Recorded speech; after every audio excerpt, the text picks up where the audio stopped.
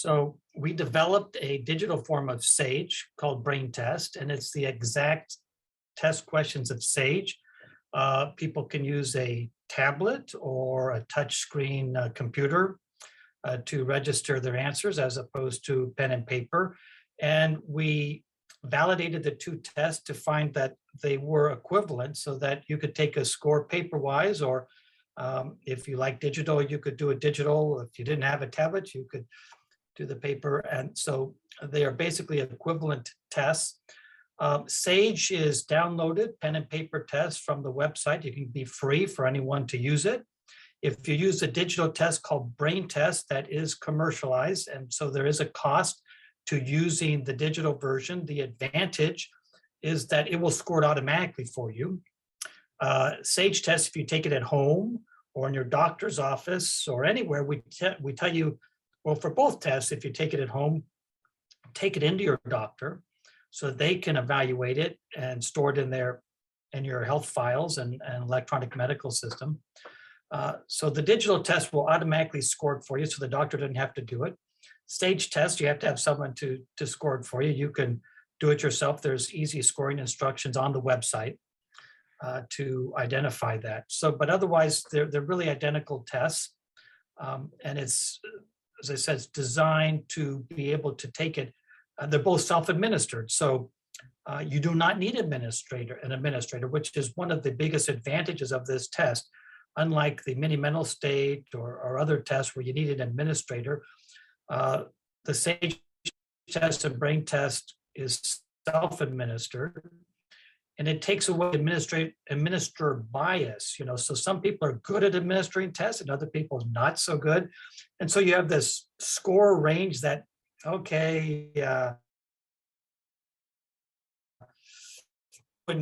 so if taking it by yourself, you're in your room with the tablet or in your room with the paper, you can avoid all that noise in the system by having an administrator. Plus, people seem to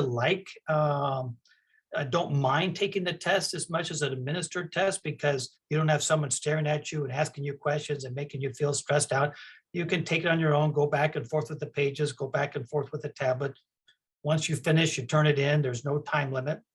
On the average, it takes about 13 minutes. So about 10 to 15 minutes to take either of the tests. And it measures domains of memory and language, visual, spatial, executive, calculations, abstractions. So it sort of gives us a global, brief, multi-domain cognitive assessment that can be compared over time. One of the biggest issues we have with clinical trials is identifying people, at least if the clinical trial is looking at mild cognitive impairment, to identify those people early on. It's usually easy enough for the doctor to say, okay, yeah, you have moderate dementia. That's easy to pick out. But what is not easy to pick out, and there's thousands or maybe millions of these people out in the world, and certainly in the US, that have mild cognitive impairment, but aren't going to a doctor. So they're out there. We can't find them for clinical trials. And so the trick has always been an effective screening tool, which we believe SAGE and BrainTest is, to be able to identify mild cognitive impairment. So it was designed to identify mild cognitive impairment, not designed to identify, say, dementia. So it was designed to pick up people earlier.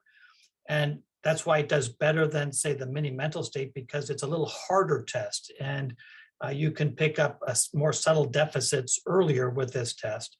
There's lots of great cognitive tests out there that one can use. The advantage of SAGE or BrainTest is that it's self-administered. And so it could be done at home, or if you see an ad for a study, you could get online and take the test. For example, it would be a great case finding tool, and that's sort of where it's best fit. And then you'll see, okay, they look like they're sort of in that sweet spot for a potential trial. Let me tell you what's out there here in your area, 50 miles away. We could get you hooked up to that memory center group, for example. So it has a lot of advantages for clinical trials. When I recruit for clinical trials, if I have a mild cognitive impairment study, we can go out to a alumni group or a senior group, a senior center, and give a talk about memory. And I can take the SAGE test out there and pass out this test. And since there's 4 different forms, you can avoid cheating because they'll have a different form if they're sitting in chairs.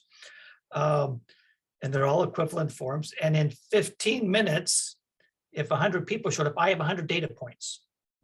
Whereas if you did a mini mental or a Boca or one of these others that is administered, after 10, 15 minutes, you got 1 data point, and you got to do the next one. You got to have huge people, a group out there to test all these people. So they can do it simultaneously in large groups, and 80% of these people will be normal, and about 10% will be really demented, these sort of community groups, and you'll have this like 10, 15%.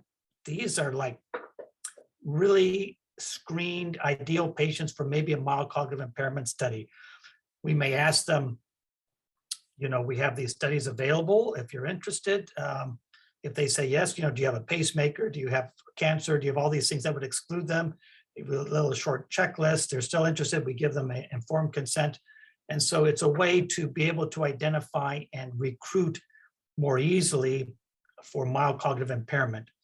With the digital test, even easier, because you could actually do it at home. You could submit it. It's automatically graded so that sponsors may know sort of where they are.